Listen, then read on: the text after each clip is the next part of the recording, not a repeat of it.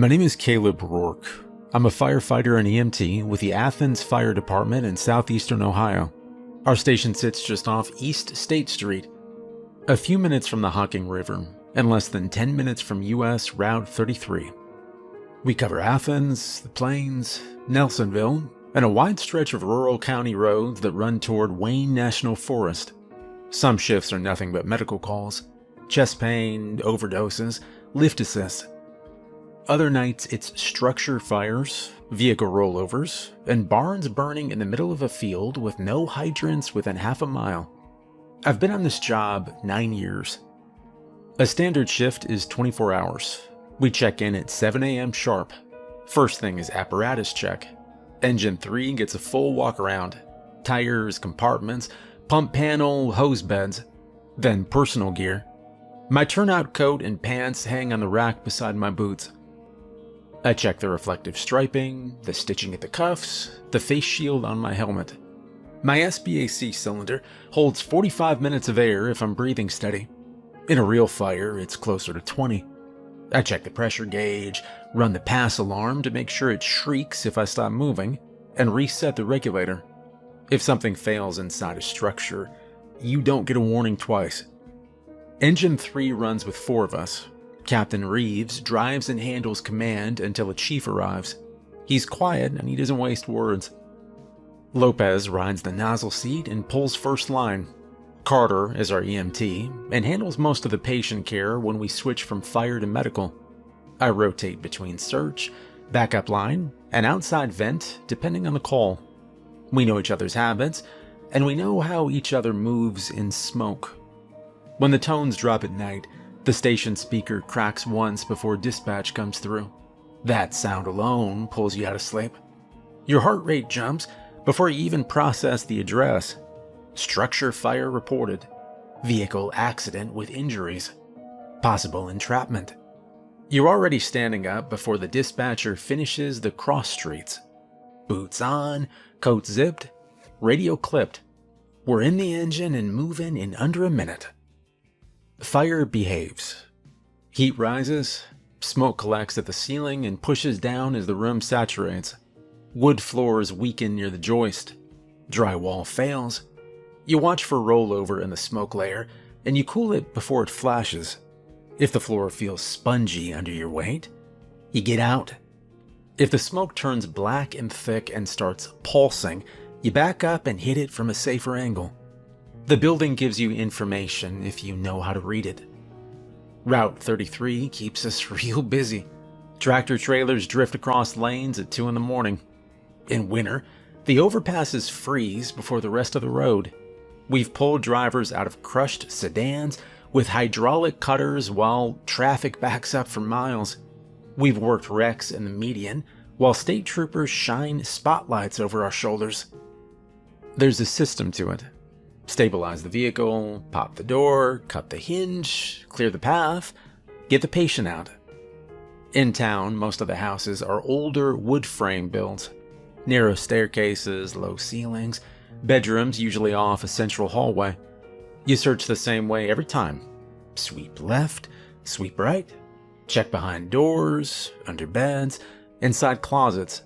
Call out so your partner knows your location. Stay low, follow the wall, keep track of your hose line. The rookies say they're afraid of the flames. They picture getting trapped, running out of air, the roof collapsing on them. And that fear makes sense.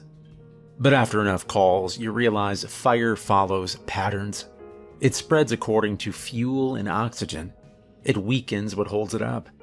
It leaves evidence of where it started. You can prepare for it. What stays with you are the calls where the pattern fails. I'm not talking about arson or electrical faults or hidden void spaces. Those still fit into something physical. I'm talking about moments inside a structure where the layout doesn't match the exterior, or when you clear a room and then hear movement in it again, or when you account for every member on your crew and still see someone standing in the smoke. I don't have a theory for any of it. I don't sit around the kitchen table at the station trying to explain it. I go home after shift, sleep a few hours, and come back the next morning like always. But there are a few calls I still replay when I'm lying in my bunk at 3 a.m., waiting for the next set of tones. The first one happened in Nelsonville, just off Chestnut Street. Dispatch toned us out at 2:14 in the morning. Flames were already showing from the second-floor windows when we turned onto the block. It should have been routine. The call came in at 2:14 a.m. Dispatch reported a working structure fire on Chestnut Street in Nelsonville. Neighbor called it in. Flames visible from the second floor. Possible elderly male occupant inside. No confirmation on whether he'd made it out. We were on Route 33 when the tones dropped. Reeves turned us toward Nelsonville without saying much. I was already pulling my hood over my head in the back seat, while Lopez checked the nozzle coupling one more time. The sky was clear, no wind, and that mattered. When we turned onto Chestnut, we saw it immediately. Flames were venting from a second-floor window on the right side of the house. The front door was closed. No visible fire on the first floor. Two neighbors stood barefoot in the yard across the street. Reeves pulled past the address, so we had room to work. I stepped off the engine and I felt the heat even from the sidewalk. Lopez and I pulled a pre-connect line to the front door, while Carter grabbed the thermal imaging camera. One of the neighbors yelled that Mr. Jones lived alone. Late 70s. Didn't drive much anymore. They hadn't seen him come out. Reeves gave the order for interior search and fire attack. We masked up, air on. The world narrowed to the sound of my own breathing inside the regulator. Lopez forced the front door, and it gave on the second hit. Smoke pushed out low and thick. I stayed below it and followed the hose in. The first floor was charged with heat, but not fully involved. Fire had started upstairs. We moved fast. The staircase was narrow and straight ahead from the front door. I could see orange light flickering at the top. The railing was already hot through my glove. We stayed low and advanced. At the top of the stairs, the hallway ran left to right. Fire was venting from the bedroom on the right. The left side was dark but filled with smoke. Carter stayed at the stair landing with the TIC and began sweeping. Lopez hit the ceiling with a short burst to cool the rollover. Steam filled the hallway. We advanced to the right bedroom first, and it was fully involved. The bed frame was visible through flame. The window had blown out. Heat was pushing hard toward the hall. We knocked that room down enough to search it. No victim in sight. The mattress collapsed inward when Lopez hit it again. Carter called from the hall that the left side of the room was cooler. We backed out of the fire room and moved left. First door, bathroom, clear. Second door, small bedroom, empty. Bed, dresser, no occupant. At the end of the hall was one more door, closed. That was normal. People sleep with doors closed. I tried the handle. It turned. I pushed it open and swept low with my gloved hand. Bedroom. Single bed against the wall. No fire in this room yet. Light smoke at the ceiling. I moved in and checked the bed. Empty. I checked behind it. Closet door at the far wall. Closet, I said over the radio. Lopez stayed at the doorway while I crossed the room. The closet door felt warm. That was strange. There was no visible fire on this side of the house. I opened it. Inside was a narrow space, barely 3 feet deep. No shelving, no clothes, just a man standing upright against the back wall. He was facing forward. He was fully dressed in a white undershirt and dark pants. His skin was intact, no visible burns, no smoke staining on his face. His eyes were open. For half a second, I thought we'd found him alive, and then I realized he wasn't breathing. I stepped closer to check for a pulse. The air inside that closet, well, it was hotter than the hallway. My thermal camera wasn't on me. I left it with Carter. I reached forward to grab his shoulder. His eyes shifted. They moved from somewhere past me and focused directly on my face. The right hand came up fast and grabbed my wrist. The grip was strong. "You left," he said. I tried to pull back, but his fingers tightened. I felt heat through my glove, like metal heating under a torch. Lopez stepped into the room then. "Caleb, move." I braced my boot against the closet frame and pulled hard. The man's skin began to blister under my hand. Not slowly, fast. The white of his undershirt darkened as if something inside him was heating from the core outward. His fingers didn't loosen.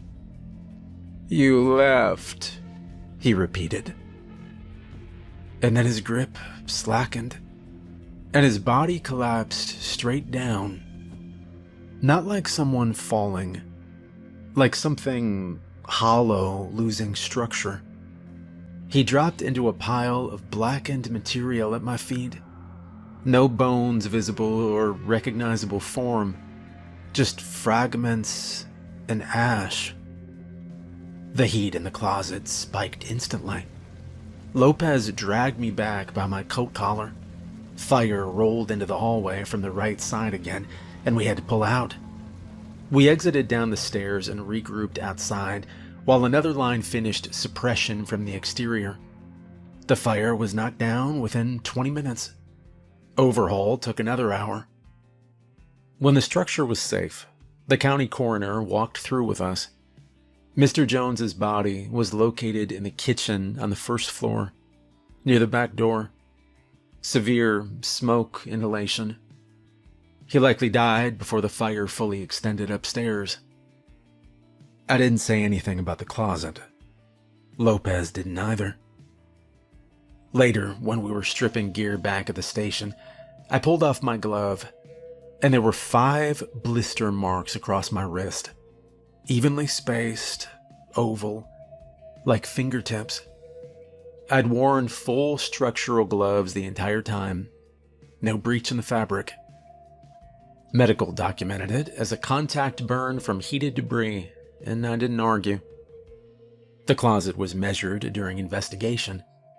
According to the layout of the house, it should have been deeper, at least 5 feet. But when investigators checked after the fire, the back wall of that bedroom was flush with the exterior brick. There was no space for a closet at all. The house was torn down 2 months later. I drove past the lot once after shift. The foundation was still there. And I check every closet twice now. Case 2. The Route 33 overpass. The call came in at 3:47 a.m. Single vehicle rollover. U.S. Route 33 eastbound, just past the Plains exit. Possible entrapment. Ohio State Highway Patrol already en route. We were 5 minutes out when dispatch updated. Vehicle upside down in the median. 1 occupant confirmed. No other vehicles involved. Route 33. It's dark in that stretch. No businesses, no houses. Just a long ribbon of highway, bordered by low grass and a shallow drainage ditch. There's an overpass about a quarter mile past the exit. County Road 24 crosses above it. We've worked wrecks there before. Reeves positioned the engine to block the right lane. State troopers had already shut down eastbound traffic. A silver sedan was resting upside down in the median, roof crushed inward but not fully collapsed. The driver's side was pinned against the dirt. The passenger side was accessible. Headlights were still on. Lopez and I grabbed cribbing and stabilization blocks. Carter brought the trauma bag. I could see the driver hanging in his seatbelt through the shattered windshield. He was conscious. Well, we stabilized the vehicle first, cribbing under the frame, wedges at the pillars. Once it felt solid, Lopez killed the battery while I crawled through the broken passenger window. The driver was male, mid-20s, blood running from a cut on his forehead down into his hair. Airbag deployed. His eyes tracked me when I leaned in. "Hey there, I'm Caleb with the fire department," I began. "You're gonna be okay. We're getting you out." He swallowed and nodded once. His voice was shaky but clear. "There was someone in the road," he said. I checked his airway and pulse while Carter slid in behind me. "Okay," I said. "We'll talk about that in a second. Just stay still." "There was someone standing there," he said again. Just standing in my lane." His vitals were unstable, but not catastrophic. We cut the seatbelt and supported his neck, while Lopez prepared to remove the windshield entirely. Glass came out in chunks. The hydraulic cutter groaned as it bit into the frame. "Did they run off?" Carter asked. The driver shook his head, as much as the collar allowed. "No, they didn't move." Lopez and I exchanged a look, but kept working. We extricated him in under 10 minutes, loaded him onto the stretcher. Carter climbed into the back of the medic unit while I rode along. As we pulled away, I looked back toward the overpass, and there was someone standing on the guardrail above us. A figure centered on the bridge, hands at their sides. No vehicle stopped on the shoulder, no hazard lights or movement. Just standing there. The trooper's cruiser lights strobed blue against the concrete supports. I leaned toward the driver's window of the medic unit. "Do you, see someone up there?" I asked the trooper. He looked up, then back at me. "Where?" "On the bridge," I said. He stepped out of his cruiser and shined his light upward. The bridge was empty. No one on the guardrail, no car pulled over, no shadows. I didn't argue. I got back in the unit and we continued toward the hospital. The driver coded once in transit. Carter worked him hard. We got a pulse back before arrival, but he was critical. And he died in surgery 2 hours later. Highway Patrol asked us for our statements later that morning. Standard procedure. They told us the driver's dash cam had been recovered. It was an aftermarket unit mounted near the rearview mirror. And I asked to see it. The trooper hesitated, but eventually turned his laptop toward me. The footage showed the sedan traveling eastbound. Speed steady, no swerving. No headlights from oncoming traffic in that stretch. At timestamp 3:45:12, the driver's headlights illuminated the lane ahead. And for 3 frames, less than a second, there was someone standing in the middle of the road, centered in the lane, facing the vehicle. No reflective clothing, no visible features, just a human shape in direct line with the headlights. At 3:45:13, the shape was gone. The driver jerked the wheel hard right, and the vehicle clipped the median and flipped. The trooper rewound the footage. The 3 frames were still there. "Probably a glitch," he began. "Camera artifact." "Artifact from what?" I asked. He didn't answer that. The next day, I asked Reeves if Highway Patrol had shared the footage officially. He shook his head. "No, they said it corrupted when they exported it." I checked with the trooper I'd spoken to, and he told me the same thing. "File damaged, can't retrieve." I didn't push it. A week later, we ran another call on that same stretch of 33. Disabled vehicle this time. Engine trouble. Middle-aged woman pulled onto the shoulder. While Lopez helped her pop the hood, I walked a few yards down the median toward where the sedan had flipped. The glass there was flattened from the crash. Bits of broken glass still glittered in the dirt.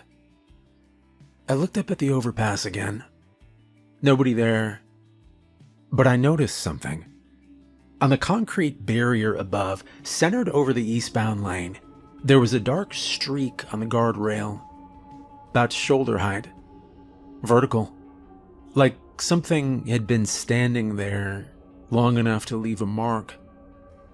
State crews around there clean bridges regularly. Graffiti doesn't last long. This wasn't spray paint. It looked worn into the metal. I climbed halfway up the embankment and squinted. The streak wasn't wide. It was shaped like two narrow lines close together, like footprints. I didn't mention it to anyone. After that call, I started carrying a small personal body camera on night shifts, not department issued, just something I bought online. I clipped it to my turnout coat during highway calls. I never caught anything unusual on it, but every time we run Route 33 after midnight, I check the overpass before we clear the scene. Once, about 3 months after the rollover, we were returning from a medical call in the plains around 2:30 a.m.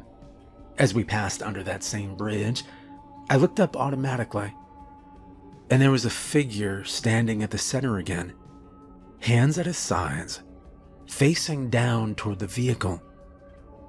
No vehicle parked above. I leaned forward in my seat. "Reeves," I said, "slow down." He glanced up through the windshield at the bridge. "What?" "On the guardrail," I said. He tapped the brakes slightly. I looked up again, and the guardrail was empty. We kept driving. Nobody said anything else about it. I have worked dozens of wrecks since then. Most of them make sense. Speed, alcohol, ice, distraction. This one didn't. The driver said someone was standing in his lane. The camera showed someone in his lane. And twice now, I've seen someone on that overpass with no car, no movement, and no reason to be there. When we respond to that stretch of highway after dark, I make sure one of us always looks up. Case 3. The cabin off Hope Moonville Road. The call came in at 1:26 a.m. Smoke investigation. Possible cabin fire near Hope Moonville Road, east side of Wayne National Forest. Caller was a hiker who said he saw smoke through the trees while driving out. That road is narrow and uneven. No streetlights, no call service once you're a few miles in. Reeves drove slow once we left the paved stretch and turned onto gravel. The engine bounced hard enough to rattle tools inside the compartments. There are old hunting cabins scattered through that part of the forest. Some are maintained, some haven't been touched in decades. We found the cabin about a quarter mile off the road down a dirt track. Single-story wood structure. Tin roof. One window facing the clearing. No visible flames from the outside. No glow in the trees. There was smoke coming from the chimney. Not heavy smoke, just a steady gray stream rising straight up into the night air. Reeves killed the engine and stepped out. The forest was quiet. No wind, no insects loud enough to matter. Just the ticking of our cooling engine.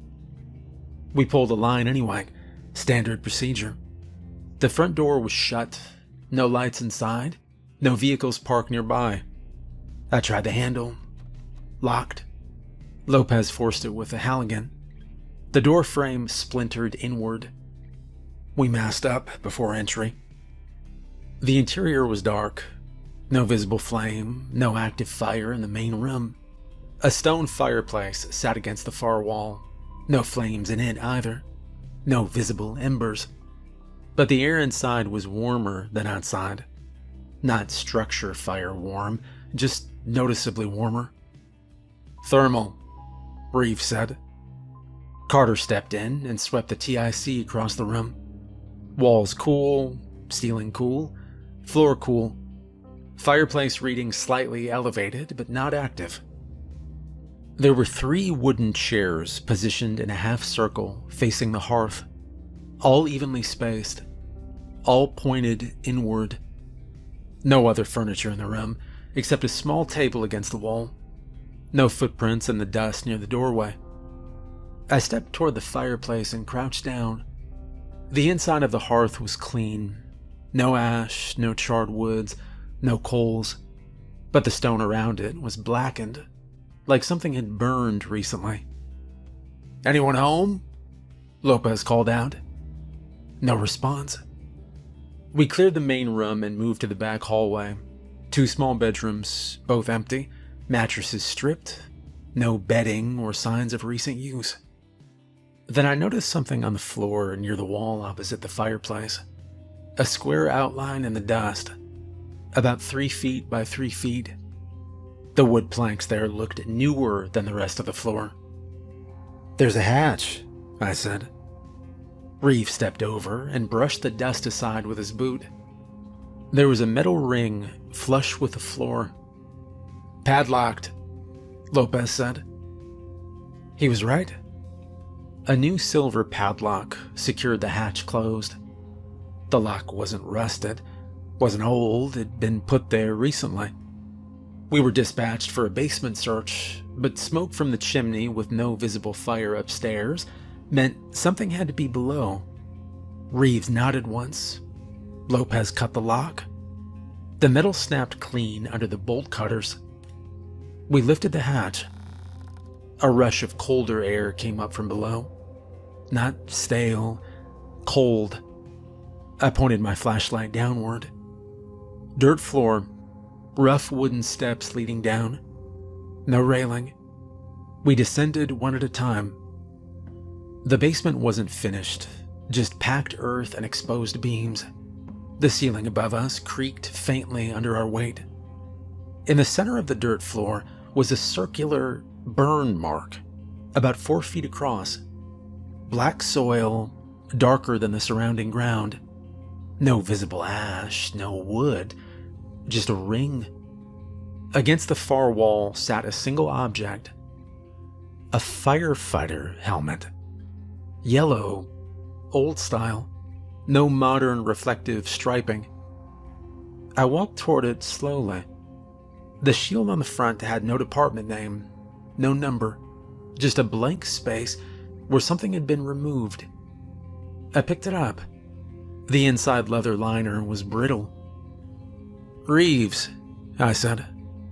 "This is old." He stepped closer and looked. There was a faint impression where a nameplate used to be screwed into the front. Carter's radio crackled suddenly, then cut out. "Engine 3 to command," he said. No response. He tried again. Static. Lopez tapped his own radio. Dead. Mine too. All 3 units showed signal bars, but none transmitted. "Upstairs," Reeves said. "Now." We climbed back up the stairs. As soon as my boots hit the main floor, I heard something shift above us. A loud crack, then another. I looked toward the fireplace. Orange light flickered inside the hearth. Flame. Active flame. It hadn't been there 2 minutes ago. "Line in," Lopez shouted. He and I moved fast to pull hose through the front door. Before we could fully advance, the ceiling above the fireplace sagged inward. Fire rolled across the top of the room. The 3 chairs caught almost instantly. The walls ignited faster than a normal cabin fire should have. "Out!" Reeves yelled. We backed out the front door just as the interior flashed. And within seconds, the entire cabin was involved. Flames punched through the roof. The tin panels curled upward under heat. We set up defensively and protected the tree line, and the cabin burned to the foundation in less than 15 minutes. Nobody came out. No one ran. When the fire died down enough for overhaul, we checked the remains. There was no visible basement. The floor had collapsed inward, but beneath it was solid earth. No cavity, no stair opening, no burned circle in the dirt. Just compact soil. And the helmet was gone. We returned to the station near dawn. After I finally got some sleep, I looked through department records. And there was a missing firefighter from Athens County in 1998.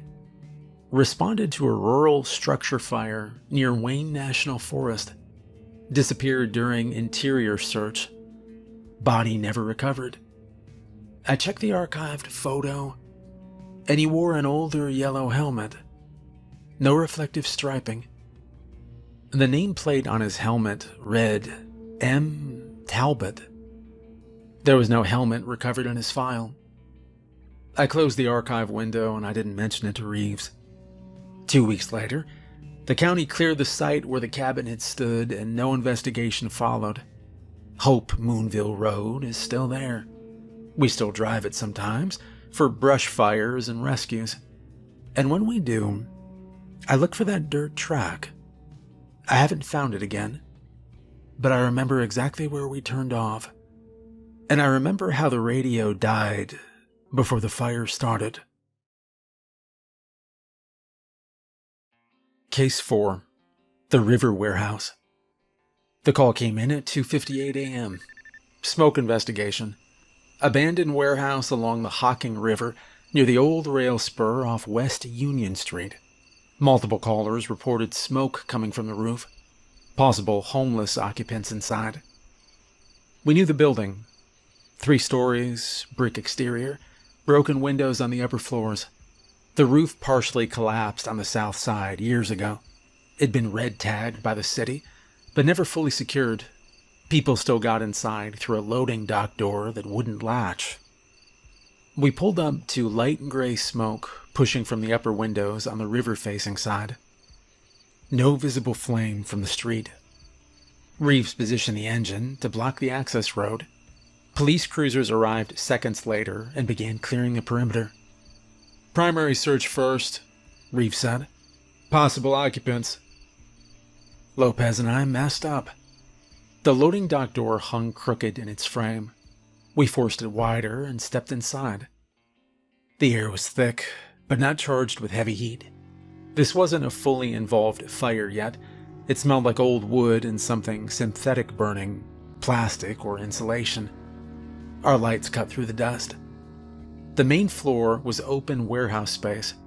Broken shelving, stacked pallets, graffiti along the brick walls. We moved in pairs, staying within sight of each other.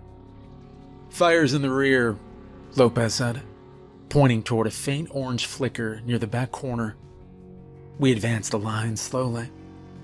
A small fire was burning in what looked like a makeshift living area built from stacked pallets and sheet metal.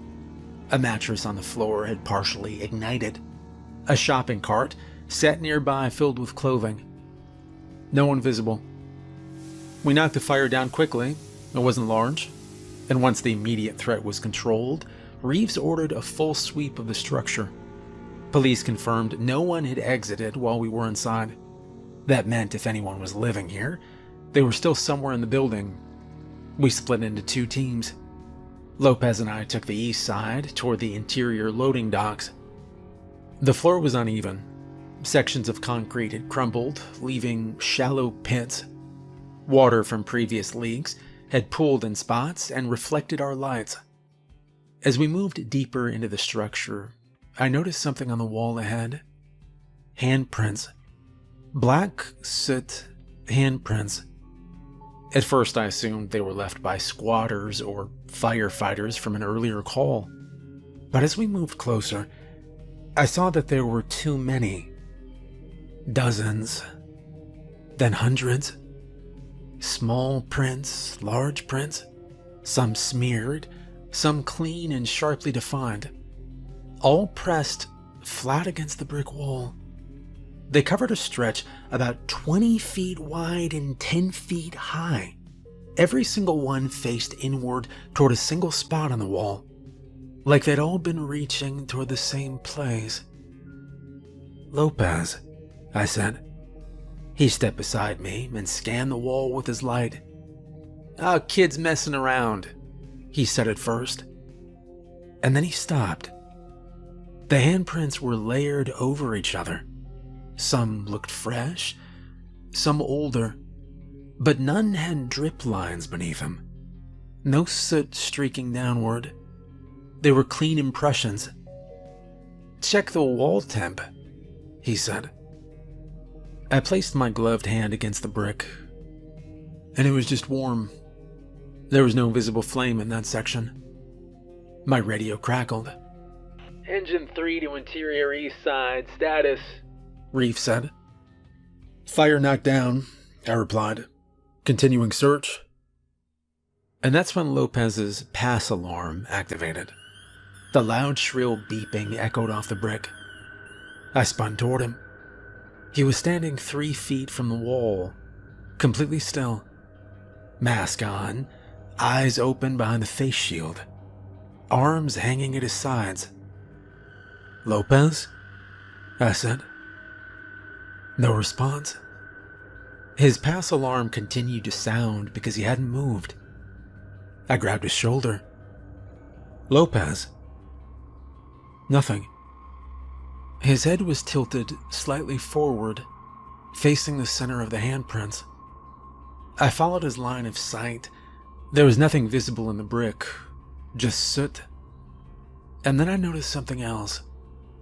The handprints in the center of the wall were darker than the others, and faint red lines were glowing beneath them. Not bright, just visible through the soot, as if heat were coming from inside the brick. "Reeves," I said into the radio. "We've got an unresponsive firefighter."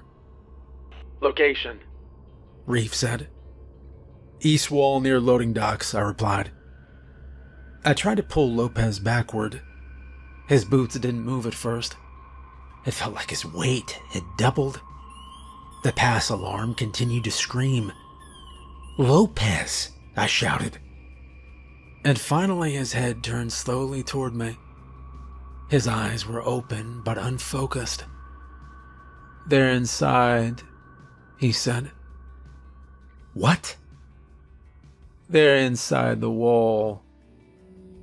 The red glow behind the handprints intensified.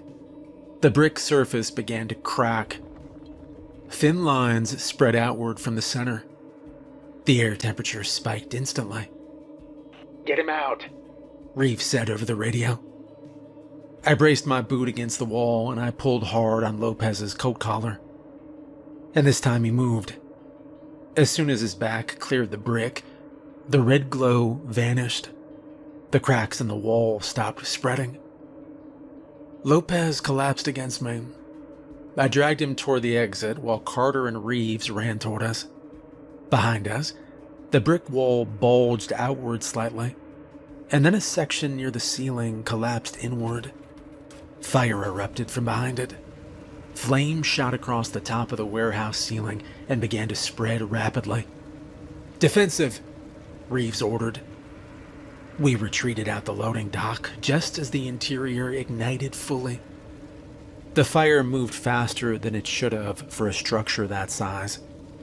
Within minutes, flames were pushing from every window on the riverside. We set up exterior lines and protected nearby buildings. The warehouse burned hard for nearly an hour before we gained control. Lopez was transported to the hospital for eval. Severe smoke inhalation. Elevated heart rate. No burns. When he regained full consciousness later that morning, he remembered standing in front of the wall. He said he'd heard voices. Multiple voices. They were saying his name. He said he thought someone was trapped inside, in the wall. The building was demolished the following week due to structural instability, and I drove past during teardown.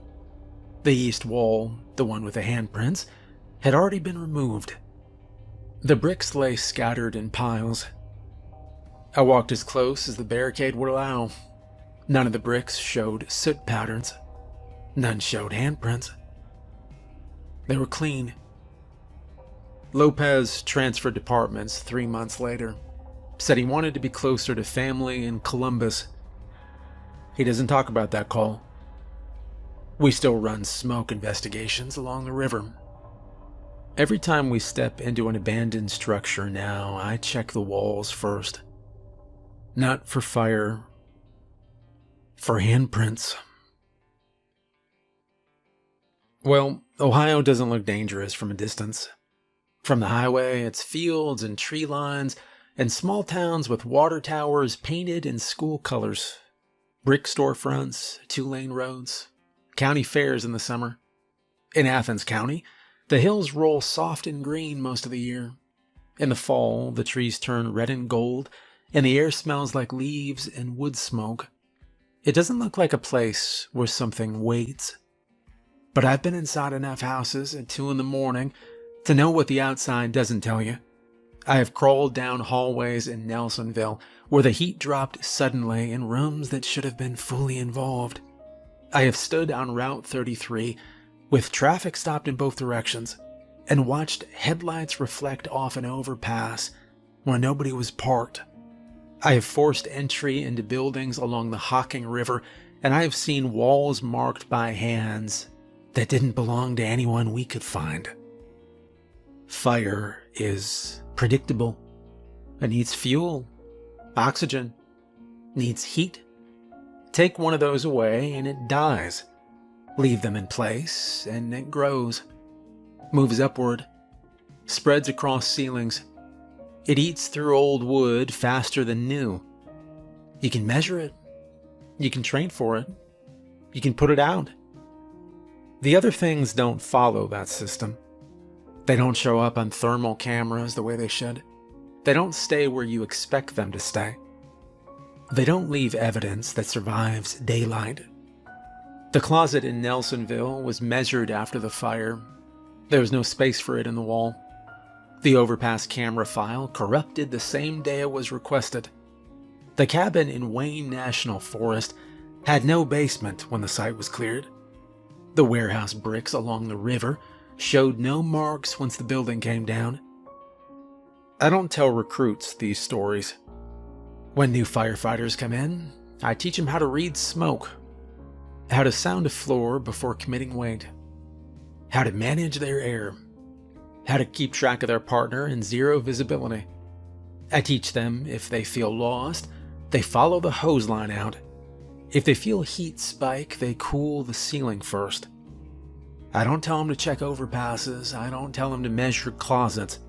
I don't tell them to watch walls for warmth when there's no visible flame. That isn't part of the curriculum. But I do notice more now. When we respond to a house fire and clear a bedroom, I look at the door hinges to see if they match the frame. When we stage under a bridge at night, I scan the guardrail before I focus on the wreck. When we enter an abandoned structure, I let my light linger on the brick and concrete longer than I used to. Reeves doesn't ask why. He's seen enough in his own career not to question habits that keep people alert. Lopez calls sometimes from Columbus, and we talk about normal things. Shift rotations, overtime, equipment budgets. He doesn't mention the river warehouse, and I don't either. But there's a pause in his voice whenever the conversation gets too quiet. The hills in this part of Ohio are older than the roads that cut through them. Old mines run under some of the counties nearby. Abandoned shafts, collapsed tunnels. There are places in Wayne National Forest where the trees grow thin because the ground beneath them isn't solid rock anymore. You can stand on earth that looks steady and not know what's hollow underneath. I think about that sometimes when we respond to calls out in the rural areas. Not the geology. The idea that something can sit just below the surface and never be seen until the structure above it shifts. Most nights are ordinary. Most calls end the way they're supposed to. Fire knocked down, patient transported, scene cleared, gear cleaned, reports filed. But every so often, something in this state doesn't line up. A room that wasn't there. A figure that vanishes between frames. A basement that doesn't survive daylight. A wall that grows warm without flame. I still love the job, don't get me wrong. I still trust the behavior of fire. But I don't assume it's the only thing moving inside a structure anymore. Ohio looks quiet at night. Fields go dark, roads empty out, houses settle into silence. But when we roll out past the edge of town, I don't just think about heat and smoke anymore. Because fire can kill you, but other things can too.